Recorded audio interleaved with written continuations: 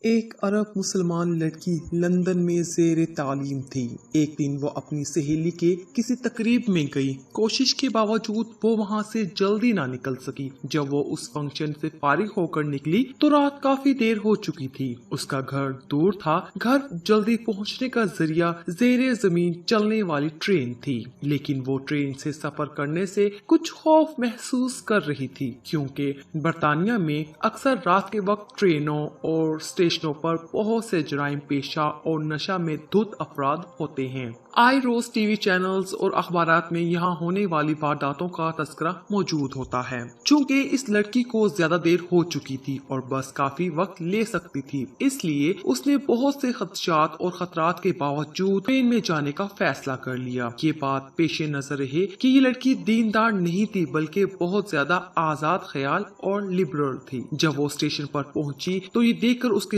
جسم میں ایک سرد لہر دوڑ گئی کہ اسٹیشن بالکل سنسان ہے، صرف ایک شخص کھڑا ہے جو حلیہ سے ہی جرائم پیشہ لگتا تھا۔ وہ انتہائی خوفزدہ ہو گئی۔ پھر اس نے خود کو سنبھالا اور ہمت کی، قرآن آیت کا ورد کرنا شروع کر دیا۔ اسے جو کچھ زبانی یاد تھا، جسے ایک عرصے سے وہ بھولی ہوئی تھی، سب کچھ پڑھ ڈالا۔ اتنے میں ٹرین آئی اور وہ اس میں سوار ہو کر بخیریت اپنے گھر پہنچ گئی۔ اگلے دن کا اخبار دیکھ کر وہ چونک اٹھی۔ اسی اسٹیشن پر اس کے روانہ ہونے کے تھوڑی دیر بعد ایک نوجوان لڑکی کا قتل ہوا اور قاتل گرفتار بھی ہو گیا۔ وہ پولیس اسٹیشن گئی۔ پولیس والوں کو بتایا کہ قتل سے کچھ دیر پہلے وہ اس اسٹیشن پر موجود تھی۔ میں قاتل کو پہچانتی ہوں، اس سے کچھ پوچھنا چاہتی ہوں۔ جب وہ مجرم کے سامنے پہنچی تو اس سے پوچھا، کیا تم مجھے پہچانتے ہو؟ اس نے جواب دیا، ہاں پہچانتا ہوں، رات کو تم بھی اس اسٹیشن پر آئی تھی۔ لڑکی نے پوچھا، پھر تم نے مجھے کیوں چھوڑ دیا؟ وہ کہنے لگا، میں تمہیں کیسے نقصان پہنچاتا؟ تمہارے پیچھے تو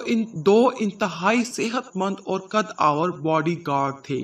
یہ سن کر لڑکی حیران ہو گئی۔ اسے یقین ہو گیا کہ قرآن کی آیتوں کا ورد کرنے کی وجہ سے اللہ کی طرف سے اس کی حفاظت کی گئی۔ وہ واپسی پر اللہ کے تشکر اور احسان مندی کے جذبات سے مغلوب تھی۔ اللہ کی مدد اور نصرت پر اس کا بھروسہ مزید بڑھ گیا تھا۔ اگر ہم اپنے دل کی گہرائیوں سے اللہ کو پکاریں اور اللہ کی تائید اور نصرت پر بھروسہ رکھیں تو ہم اللہ کی رحمت سے کبھی محروم نہیں رہیں گے۔